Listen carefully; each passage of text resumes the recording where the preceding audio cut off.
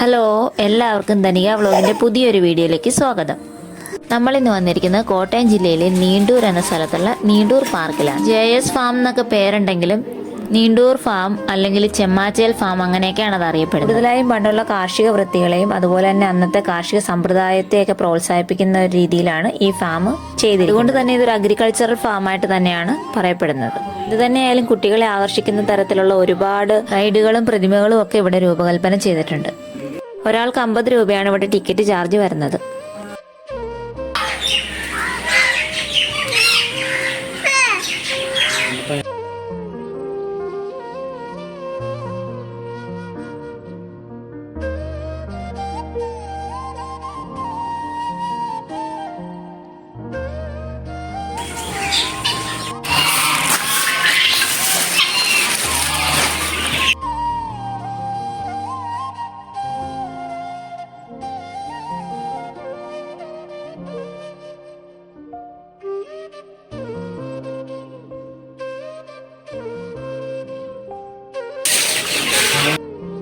നടന്നു കാണാനാണെങ്കിൽ ഒരുപാട് കാര്യങ്ങളാണ് അവിടെ ഉള്ളത്.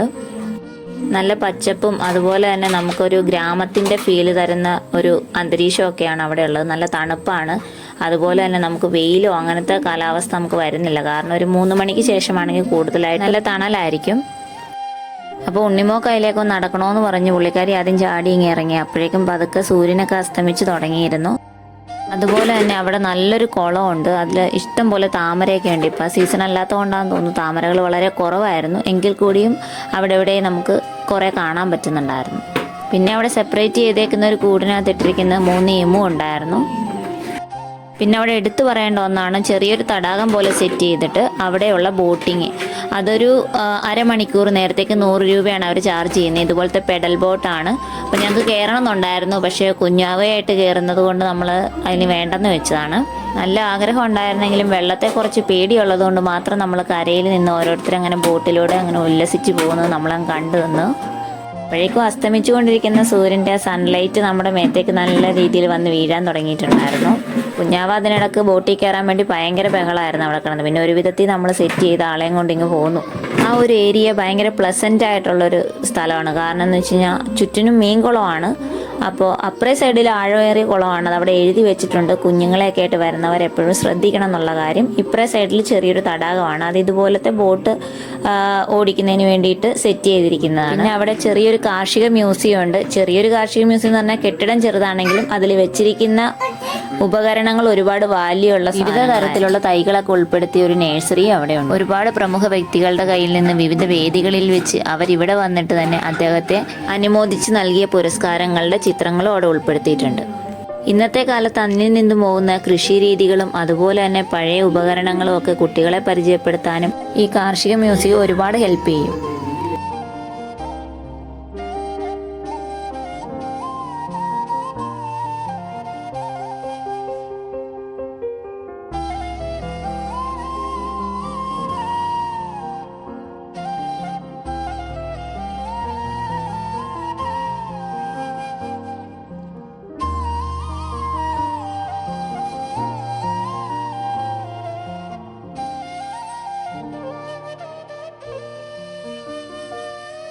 പിന്നെ എടുത്തു പറയേണ്ട ഒന്നാണ് ഒരു വലിയ മീൻകുളം.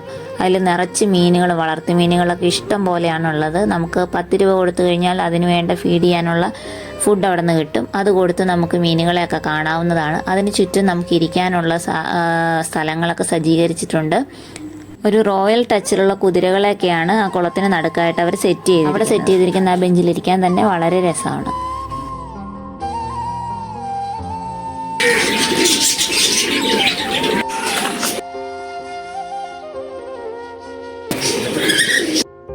കുഞ്ഞാവയ്ക്കാണെങ്കിൽ ആകെ അറിയാവുന്ന പക്ഷി കാക്കയാണ്. അപ്പോൾ ഏത് പക്ഷിയെ കണ്ടാലും കാക്കയെന്ന് പറയുന്നതുകൊണ്ട് ഇപ്പോൾ അതേ പ്രാവിനെ കാണിച്ചപ്പോൾ ആൾ കാക്കയെന്ന് പറഞ്ഞുകൊണ്ടിരിക്കുന്ന ഭാഗമാണ് നിങ്ങളീ കാണുന്നത്. പിന്നെ ഒരു വിധത്തിൽ അത് കാക്കയല്ല പ്രാവാണെന്ന് പറഞ്ഞ് നമ്മൾ പഠിപ്പിച്ചിട്ടാണ് അവിടെ നിന്ന് നേരെ പോകുന്നത്. പുള്ളിക്കാരിക്ക് എന്താണേലും ഇതിനെ കണ്ടപ്പോൾ ഒരുപാട് സന്തോഷമായിട്ടുണ്ട്. പിന്നെ നമ്മൾ നേരെ പോയി മുയലിനെ കണ്ടു. ഞങ്ങൾ ചെന്നപ്പോഴത്തേനും എല്ലാവരും കൂടി അവിടെ ഇരുന്ന് പുല്ല് തിന്നുമായിരുന്നു. ചെറിയ സൗണ്ട് പോലും കേട്ട് കഴിഞ്ഞാൽ പേടിച്ചു പോകുന്ന ജീവിയാണല്ലോ ഈ മുയൽ. അപ്പോൾ അതുകൊണ്ട് അത്രയും സൈലൻ്റ് ആയിട്ടുള്ള സ്ഥലത്താണ് അവയെ കിടത്തിയിട്ടുള്ളത്. പ്രാവെന്ന് മൊത്തത്തിൽ പറഞ്ഞിട്ടിട്ടുണ്ടെങ്കിലും അതിനകത്ത് വെറൈറ്റി ആയിട്ടുള്ള പ്രാവുകളെല്ലാം ഉണ്ടായിരുന്നു. അവിടെ അവിടെയായിട്ടൊക്കെ ഇരിക്കാനുള്ള സ്ഥലങ്ങളൊക്കെ ഉണ്ടാക്കി വെച്ചിട്ടുണ്ട്. നമുക്ക് വിശ്രമിക്കാനുള്ള സ്ഥലങ്ങളൊക്കെ ഉണ്ട്. അവിടെയൊന്നും ഒട്ടും എന്താ പറയുക വെയിലില്ല, അങ്ങനത്തെ നല്ലൊരു സാഹചര്യമാണുള്ളത്. അവിടെ രണ്ട് സൈഡിലുമായിട്ട് ഒരുപാട് ജാതിത്തോട്ടം ഉണ്ട് കേട്ടോ. ഇഷ്ടം പോലെ ജാതിക്ക് അവിടെ വിളഞ്ഞു കിടപ്പുണ്ട്. നമ്മൾ പറിച്ചില്ലെങ്കിലും അവിടെ ഒരുപാട് പേരൊക്കെ പറിച്ച് കഴിക്കുന്നൊക്കെ ഉണ്ടായിരുന്നു. പിന്നെ നമ്മളവിടെ പച്ച പുൽത്തകിടിയിൽ വെച്ചിരിക്കുന്ന ഇതുപോലുള്ള ഓരോ രൂപങ്ങളും ശില്പങ്ങളൊക്കെ കണ്ട് കുറേ നേരം വളരെയധികം വൃത്തിയായിട്ടും ഭംഗിയായിട്ടുമാണ് അവിടെ ഇഷ്ടംപോലെ ചെടികളും പലതരത്തിലുള്ള പൂക്കളും ഒക്കെ അവർ വളർത്തി നല്ല രീതിയിൽ കാണുമ്പോൾ തന്നെ നമുക്ക് ഭയങ്കര ഒരു പോസിറ്റീവ് എനർജി തരുന്ന രീതിയിലാണ് ആ ഫാമും അതിൻ്റെ അന്തരീക്ഷവും ഒക്കെ ഉള്ളത്. പിന്നെ മനുഷ്യൻ്റെ ഇന്നത്തെ ജീവിത സാഹചര്യത്തിൽ നമ്മൾ പലപ്പോഴും മറന്നു പോകുന്ന പ്രകൃതിയെയും അതുപോലെ തന്നെ ജീവജാലങ്ങളെയും കുറിച്ചുള്ള ഓരോ ചിന്തകളും കോട്ടുകളും ഒക്കെ അവിടെ പല രൂപത്തിൽ അവർ എഴുതിയൊക്കെ വെച്ചിട്ടുണ്ട്. നമുക്കത് വായിക്കുമ്പോൾ തന്നെ ഉള്ളിൽ നമ്മൾ അതിനെക്കുറിച്ചൊക്കെ ഒന്ന് ചിന്തിച്ച് പോകാനായിട്ട് എളുപ്പമാണത്.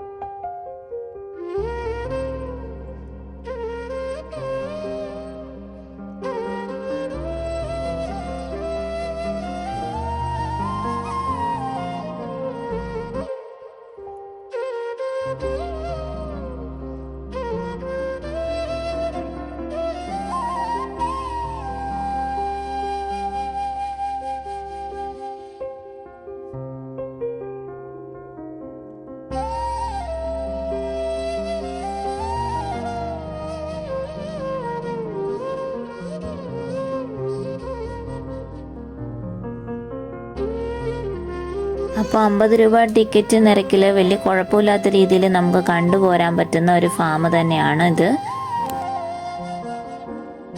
പോകാൻ താല്പര്യപ്പെടുന്നവരും പോകണമെന്ന് ആഗ്രഹിച്ചിരിക്കുന്നവരും ഉറപ്പായിട്ടും പോകേണ്ട ഒരു സ്ഥലം തന്നെയാണിത്. അപ്പോൾ ഈ ഫാം വരുന്നത് കോട്ടയം ജില്ലയിലെ ഏറ്റുമാനൂരിനടുത്തുള്ള നീണ്ടൂർ എന്ന് പറഞ്ഞ സ്ഥലത്താണ് കേട്ടോ. അപ്പോൾ ഇത്രയേ ഉള്ളൂ നമ്മുടെ വീഡിയോ. അപ്പോൾ നമ്മുടെ വീഡിയോ ഇഷ്ടപ്പെടുവാണെങ്കിൽ ചാനലൊന്ന് സബ്സ്ക്രൈബ് ചെയ്ത് സപ്പോർട്ട് ചെയ്തേക്കണേ. താങ്ക്